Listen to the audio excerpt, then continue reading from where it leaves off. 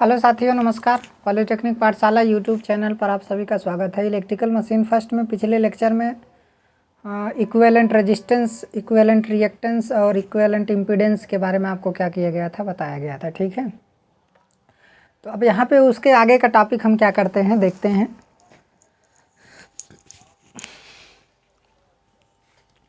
अगर मैं इम्पीडेंस की बात करूँ तो जैसे मान लीजिए सेकेंडरी का इम्पीडेंस हमारा क्या है, इक्विवेलेंट Z02 है। अगर इसे प्राइमरी में हम क्या करेंगे, शिफ्ट करेंगे तो ये Z02 बाई क्या हो जाएगा, K² हो जाएगा। Z02 बाई क्या हो जाएगा, K²। और इसी को Z01 के नाम से क्या करते हैं, जानते हैं। समझ में आया? तो अगर हम सेकेंडरी के इम्पीडेंस Z02 का, सेकेंडरी का जो हमारा इम्पीडेंस है, इक्विवेलेंट इम्पीडेंस हमारा जो है वो Z02 है। अगर उसी को हम प्राइमरी साइड में हम क्या करते हैं, शिफ्ट करते हैं, तो उस कंडीशन में Z02 बाई क्या हो जाएगा, K² हो जाएगा। K² हो जाएगा तो इसी को हम Z01 से क्या करते हैं, रिप्रेजेंट करते हैं। समझ में आया? और ये कैलकुलेशन करने पे भी आता है। ये कैसे आता है, कैलकुलेशन करने पे भी आता है। समझ में आया? तो अब यहाँ पे क्या है, लेकिन यदि मान लीजिए प्राइमरी साइड का हमारा इम्पीडेंस कितना है, प्राइमरी साइड का हमारा इम्पीडेंस अगर मान लीजिए Z01 है, अगर उसे हम सेकेंडरी साइड क्या करते हैं, शिफ्ट करते हैं, तो उस कंडीशन में हमारा क्या हो जाएगा, K² इंटू Z01।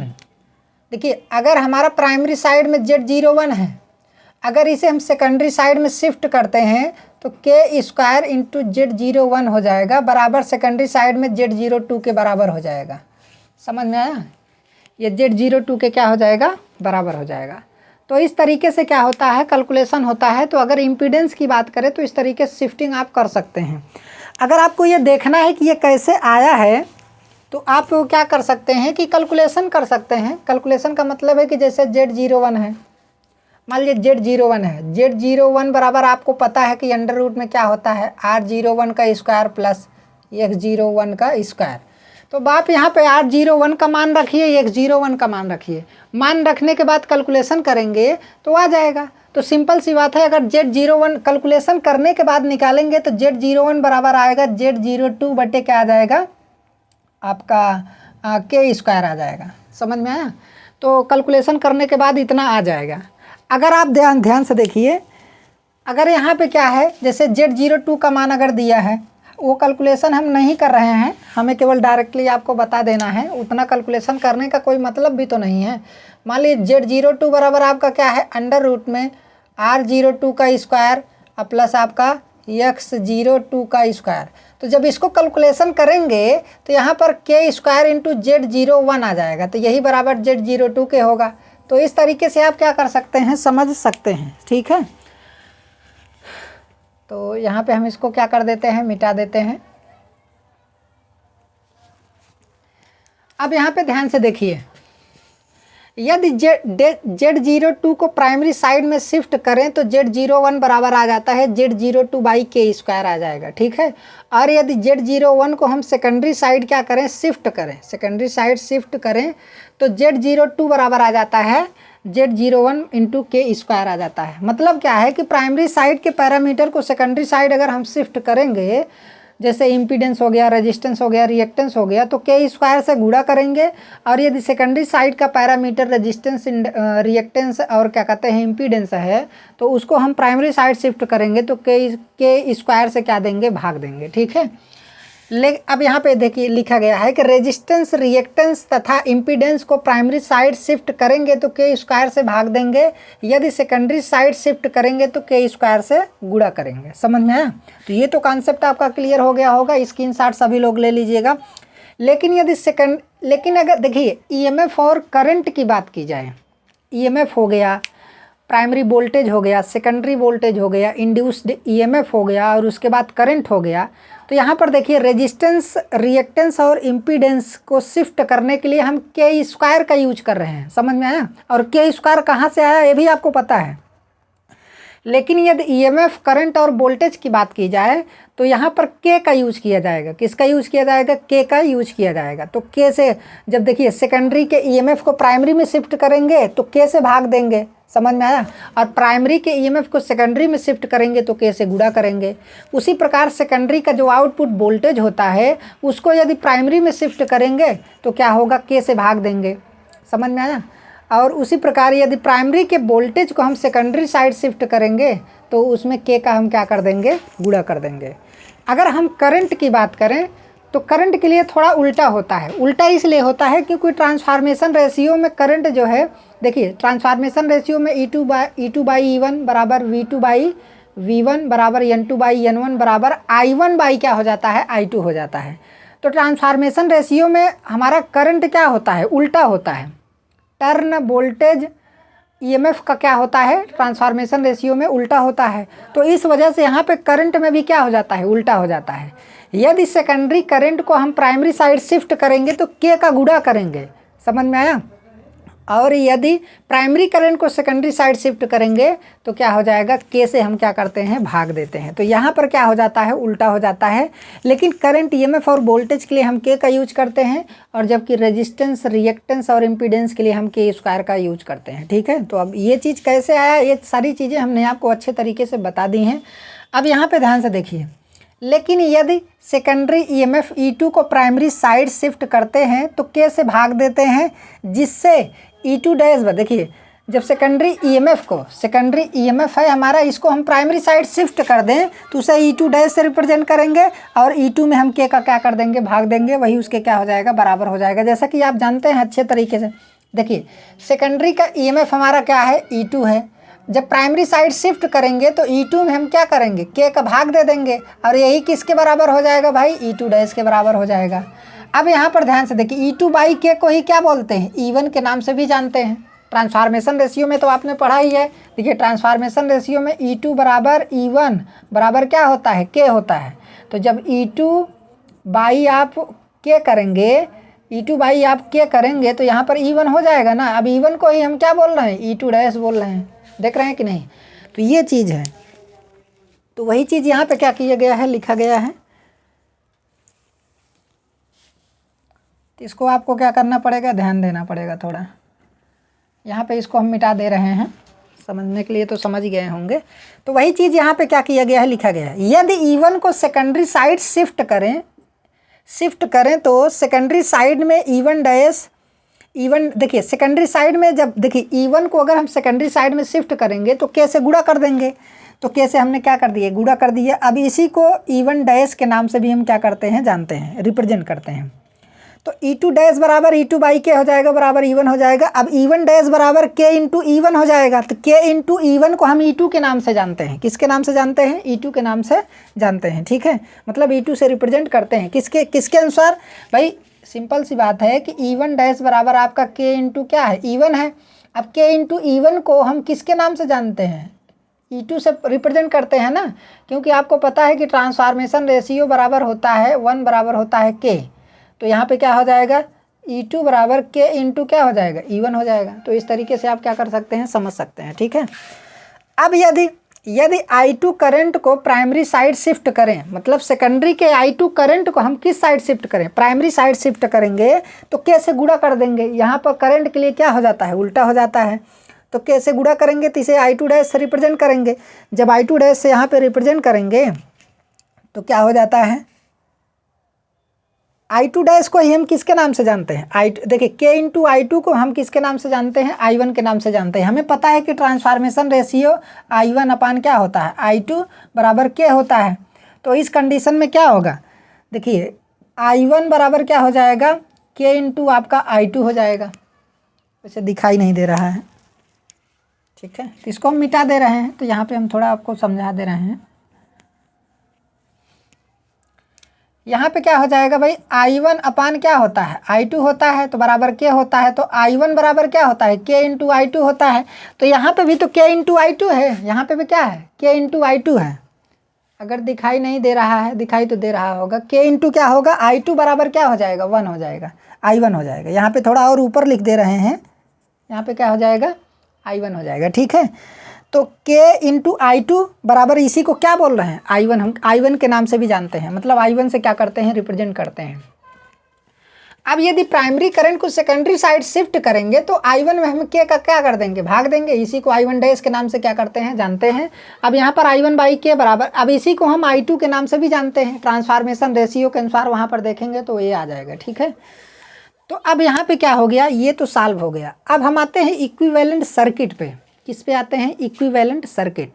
अब आपको पता है कि भाई प्राइमरी में क्या होगा, रेजिस्टेंस होगा, लीकेज रिएक्टेंस X1 होगा, समझ में आया प्राइमरी का। तो अब इस कंडीशन में क्या होगा, ये नो लोड की कंडीशन में है, ये मैग्नेटाइजिंग सर्किट है, इसे तो आप लोग पहले ही पढ़ चुके हैं भाई। ये RC है और क्या है, XM है, और इसमें IW करंट जाएगी, इसमें क्या जाएगी, IMU करंट जाएगी। अब यहाँ पे क्या है, यहाँ पे आपका R2 रेजिस्टेंस होगा, यहाँ पे क्या होगा, X2 रेजिस्टेंस होगा, ये आपका E2 है, ये आपका V2 है, ये आपका टर्मिनल वोल्टेज है और ये भी टर्मिनल वोल्टेज है, ये सप्लाई वोल्टेज है, ये इंड्यूस्ड EMF E1 है और ये भी इंड्यूस्ड EMF E2 है, ये सेकेंडरी में है, ये क्या है, प्राइमरी में है। तो अब इसी के आधार पर हम इक्विवेलेंट सर्किट को क्या करेंगे, देखिए अब हम क्या करेंगे, यहाँ पे सेकेंडरी के जितने भी पैरामीटर हैं, चाहे करंट हो गया, रेजिस्टेंस हो गया, रिएक्टेंस हो गया, इम्पीडेंस हो गया, सबको हम किधर शिफ्ट करेंगे, प्राइमरी साइड में। तो सबको हम प्राइमरी साइड में क्या कर देंगे, शिफ्ट कर देंगे, ठीक है। तो जब सबको हम प्राइमरी साइड में शिफ्ट करेंगे तो कैसी सर्किट बनेगी, अब ध्यान से देखिए। ये तो हमारा प्राइमरी में रहेगा ही भाई। इधर से कौन सी करंट जा रही है, इधर से कौन सी करंट जा रही है, I1। इधर से कौन सी करंट जा रही है, I1 जा रही है, ठीक है। तो अब यहाँ पे क्या है, इधर से I1 करंट जा रही है। देखिए इतना सर्किट हमारा प्राइमरी का है कि नहीं, देख ही रहे हैं। अब हम क्या कर रहे हैं, यहाँ पर जो E2 है ना, यहाँ पर जो E2 है, E2 को हमने किस साइड शिफ्ट किया, E2 को हमने किस साइड शिफ्ट किया है बताइए। E2 को हमने प्राइमरी साइड शिफ्ट कर दिया। तो जब प्राइमरी साइड शिफ्ट मतलब सेकेंडरी साइड का है ना, तो इसे हम प्राइमरी साइड भेजेंगे। तो आपको पता है कि जब प्राइमरी साइड भेजेंगे तो E2 डैश हो जाएगा, तो यहाँ पर E2 डैश हो जाएगा। तो E2 डैश बराबर E2 बाई क्या हो जाएगा, K हो जाएगा। इसी को E1 के बराबर भी कहते हैं। इसी को बराबर क्या लिखेंगे, E1 लिखेंगे। तो ये सेकेंडरी के वोल्टेज को हमने क्या कर दिया, शिफ्ट कर दिया। यहाँ पे कौन सी करंट फ्लो होनी चाहिए भाई, यहाँ पे कौन सी करंट फ्लो, देखिए I2 को हमने किस साइड शिफ्ट किया, प्राइमरी साइड में। जब I2 को हमने प्राइमरी साइड शिफ्ट किया तो यहाँ पर कौन सी करंट हो जाएगी, I2 डैश। आपको पता है यहाँ पे कौन सी करंट है भाई, जब हम I2 को प्राइमरी साइड शिफ्ट करेंगे तो I2 डैश हो जाएगा ना। तो यहाँ पे क्या हो गया, I2 डैश हो गया, ठीक है। यहाँ पे कौन सी करंट हो गई, I2 डैश हो गई, ठीक है। अब यहाँ पे क्या है, ध्यान से देखिए, R2 को जब प्राइमरी साइड शिफ्ट करेंगे तो R2 डैश हो जाएगा, और जब X2 को हम प्राइमरी साइड शिफ्ट करेंगे तो क्या हो जाएगा, X2 डैश हो जाएगा। समझ में आया। और जब V2 को हम प्राइमरी साइड शिफ्ट करेंगे तो हमारा क्या हो जाएगा, V2 डैश हो जाएगा। भाई जैसे वोल्टेज को हमने यहाँ पे शिफ्ट किया था, जैसे E2 को सेकेंडरी साइड से हमने प्राइमरी साइड शिफ्ट किया था तो E2 डैश हो गया था, उसी प्रकार इस वोल्टेज को भी हम प्राइमरी साइड शिफ्ट करेंगे तो V2 डैश हो जाएगा। तो V2 डैश बराबर क्या हो जाएगा, V2 बाई K हो जाएगा। समझ में आया। यहाँ पर अगर V2 डैश की मैं बात करूँ, ये तो हमारा क्या हो गया, V2 डैश। यहाँ पर अगर मैं V2 की बात करूँ, V2 को जब हम प्राइमरी साइड शिफ्ट करेंगे तो ये V2 बाई क्या हो जाएगा, K। इसी को हम V2 डैश के नाम से भी क्या करते हैं, जानते हैं। V2 डैश बराबर V2 बाई क्या हो जाएगा, K हो जाएगा, ठीक है। तो शिफ्ट हमने कर लिया। अब ध्यान से देखिए, तो ये हमारा R2 डैश हो गया, ये हमारा X2 डैश हो गया, ठीक है। इतना तो समझ में आ गया होगा भाई। हमने I2 को इधर शिफ्ट किया तो I2 डैश हो गया, इधर हमने R2 को शिफ्ट किया तो R2 डैश हो गया। अब R2 डैश का मान तो आप पहले ही निकाल चुके हैं, जब सेकेंडरी के रेजिस्टेंस को प्राइमरी साइड शिफ्ट करते हैं। तो यहाँ पे X2 डैश को हमने क्या कर लिया, मतलब X2 को हमने शिफ्ट किया प्राइमरी साइड में तो X2 डैश हो गया। बाकी वोल्टेज को हमने शिफ्ट कर लिया तो V2 डैश हो गया। तो ये अभी हमारा क्या है, इक्विवेलेंट सर्किट है, लेकिन अभी ये और सॉल्व होगा, ठीक है। अब ध्यान से देखिए, यहाँ पे जो I0 करंट है, आपको पता है कि I0 करंट का मान बहुत ही कम होता है, 2 से 5% आप फुल लोड करंट होता है। तो इसमें देखिए, अब I0 के दो कंपोनेंट होते हैं, एक IW एक IMU। अब यहाँ पर जो वोल्टेज ड्रॉप होगा IW इंटू RC और IMU इंटू XM, ये बहुत कम होगा क्योंकि करंट का मान भी क्या है, बहुत कम है। और उसके बाद XM और RC का मान भी क्या होता है, बहुत ही कम होता है। समझ में आया। तो यहाँ पे जो वोल्टेज ड्रॉप होगा ना, वो बहुत ही कम होगा, या फिर आप कह सकते हैं कि बहुत ही कम करंट होंगी। तो अब यहाँ पे क्या है, चूंकि I0 का मान वेरी लेस होता है, इसलिए जो है IW into RC and IMU into XM voltage drop very less होता है, इसलिए मैग्नेटिक सर्किट को V1 के नज़दीक शिफ्ट करते हैं। देखिए इस मैग्नेटिक सर्किट को हम क्या काम करते हैं, इसे V1 के पास ला देते हैं। समझ में आया, इसे V1 के पास ला देते हैं। देखिए होता क्या है, जैसे मान लीजिए अगर यहाँ पे मैं करंट की बात करूँ, I1 फेजर बराबर आपका क्या हो जाएगा, I0 फेजर प्लस आपका क्या हो जाएगा, I2 डैश। समझ में आया। यहाँ पर देखिए फेजर डायग्राम हमने I1 डैश से रिप्रेजेंट किया था, तो वहाँ पर I2 डैश आप कर सकते हैं, बाकी तो आपको समझना है, मेन चीज़ें हैं। तो यहाँ पर तो शिफ्टिंग के अनुसार जो है हम करंट के मान को मान लिए हैं। जैसे I2 है तो इधर शिफ्ट करेंगे तो I2 डैश हो जाएगा, लेकिन फेजर डायग्राम में वहाँ पर I1 डैश माना गया है। ठीक है, तो वो गलत नहीं है, बिल्कुल गलत नहीं है, एकदम सही है। यहाँ पर क्या है, अब ये जो हमारा I0 करंट है, ये I0 करंट आप समझ सकते हैं, ये लगभग क्या है, 0 के बराबर है। आप सोचिए बहुत ही कम है। तो अगर इसको लगभग 0 के बराबर मान लें तो I1 लगभग किसके हो जाएगा, I2 डैश के हो जाएगा कि नहीं। वैसे भी आप जानते हैं I0 करंट का मान बहुत ही कम होता है, 2 से 5% होता है। अगर उसे नगण्य मान लें तो I1 बराबर क्या हो जाएगा, I2 डैश।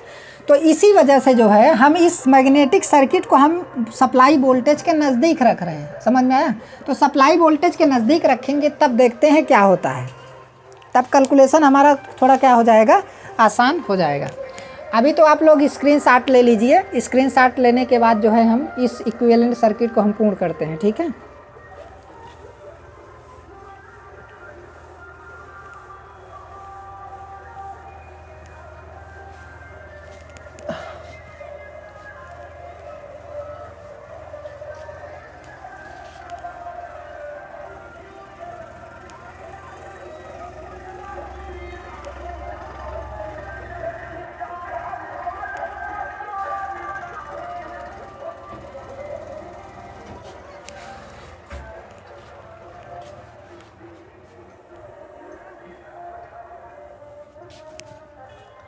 अब ध्यान से देखिए। अब इस मैग्नेटाइजिंग सर्किट को हम वोल्टेज के नज़दीक रखेंगे, इस V1 के क्या रखेंगे, नज़दीक रखेंगे। ठीक है, तो यहाँ से ये हमारा सर्किट बन जाएगा। जैसे मान लीजिए हमारा क्या हो गया, वोल्टेज V1 हो गया, यहाँ पे सप्लाई हो गई। ठीक है, अब ये मैग्नेटिक सर्किट यहाँ पे हो गया। ठीक है, ये मैग्नेटिक सर्किट हमारा यहाँ पे हो गया। अब हो गया। अब यहाँ पे क्या है भाई, R1 छापेंगे। ये थोड़ा उल्टा जा रहा है, इसको हम नीचे की तरफ लाते हैं।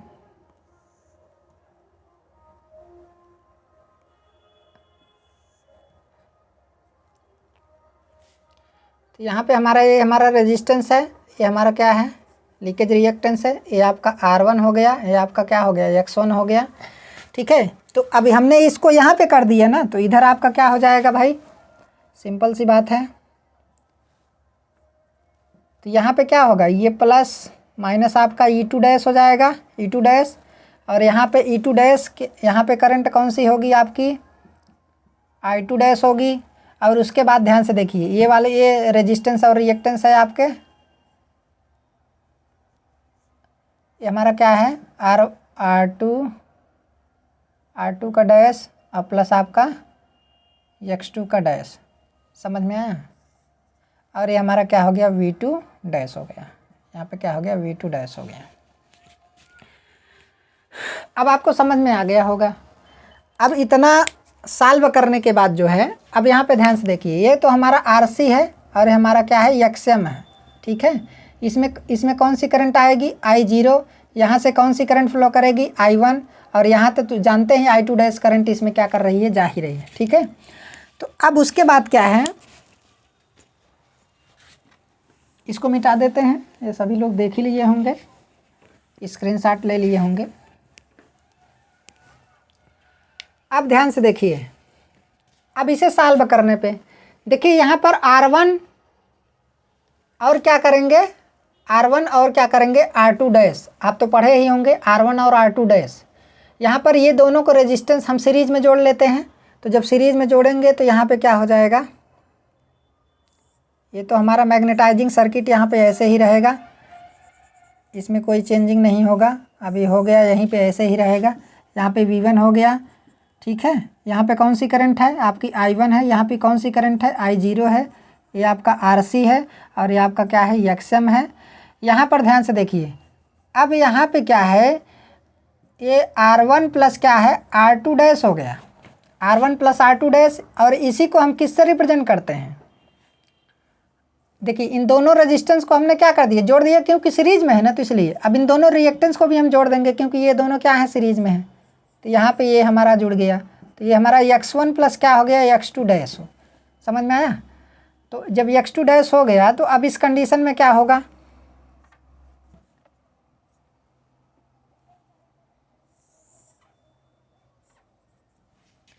तो अब यहाँ पे क्या हुआ, ये हमारा क्या हो गया, V2 डैश हो गया। ठीक है, बाकी तो इसमें आप जानते ही हैं कि I2 डैश करंट क्या कर रही है, फ्लो कर रही है।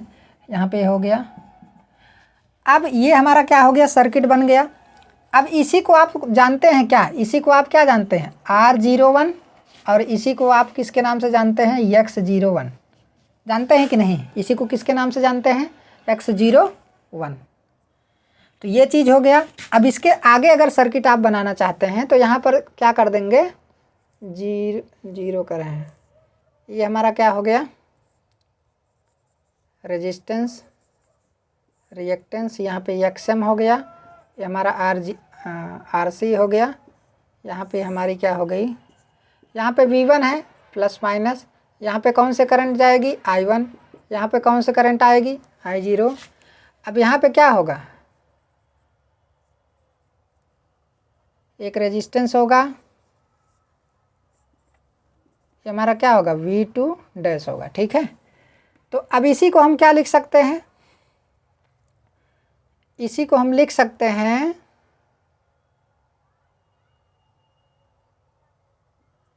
ये हमारा R01 हो गया, और हमारा क्या हो गया, X02 हो गया, X02 हो गया। ठीक है,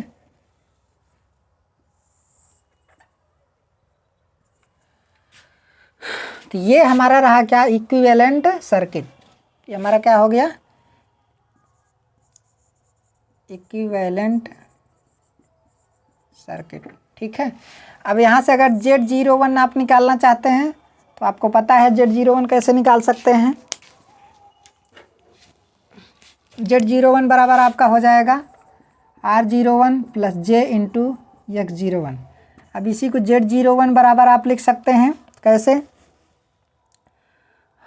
यहाँ पे ये जब हटाएंगे, J टर्म हटाएंगे तो R01 का स्क्वायर प्लस यहाँ पे X01 का स्क्वायर। अब जब इसे सॉल्व करेंगे तो Z01 बराबर आ जाएगा Z02 बाई K का स्क्वायर। समझ में आया, K का स्क्वायर। तो इस तरीके से कैलकुलेशन कर सकते हैं। तो इक्विवेलेंट सर्किट में हमारा क्या होता है, नो लोड करंट होता है, I1 करंट होती है, और यहाँ पे कौन सी करंट होती है, I2 डैश होती है। समझ में आया, यहाँ पे कौन सी करंट होगी, I2 डैश होती है। यहाँ पे आपका क्या होगा, V2 डैश होगा, और यहाँ पे आपका क्या होगा, E2 डैश होगा। समझ में आया, यहाँ पे आपका क्या होगा, E2 डैश होगा, जो किसके बराबर होगा भाई, E1 के बराबर होगा। ये तो आप जानते हैं, आपको पहले ही बता दिया गया। ठीक है, तो यहाँ पे थोड़ा इसको और नज़दीक कर लीजिए।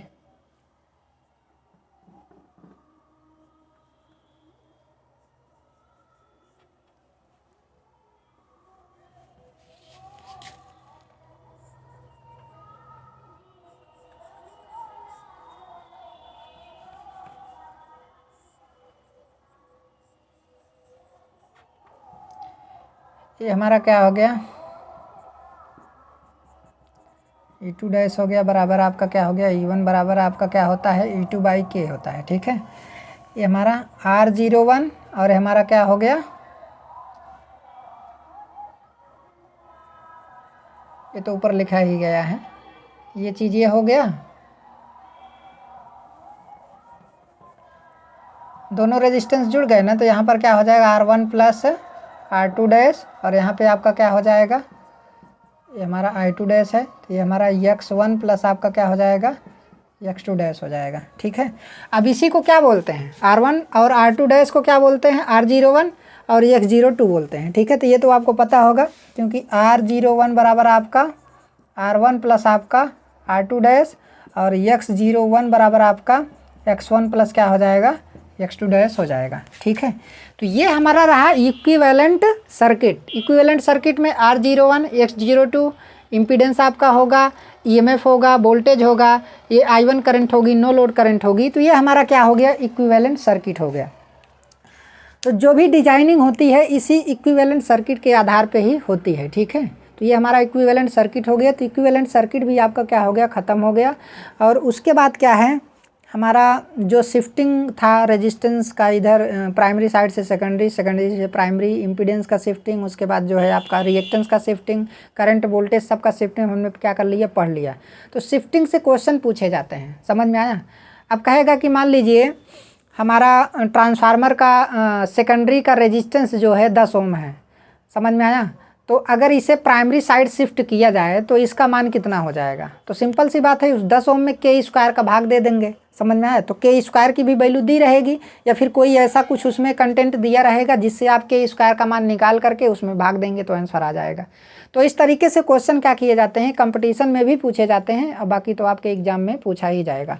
तो इक्विवेलेंट सर्किट आपके एग्जाम में पूछा जाता है।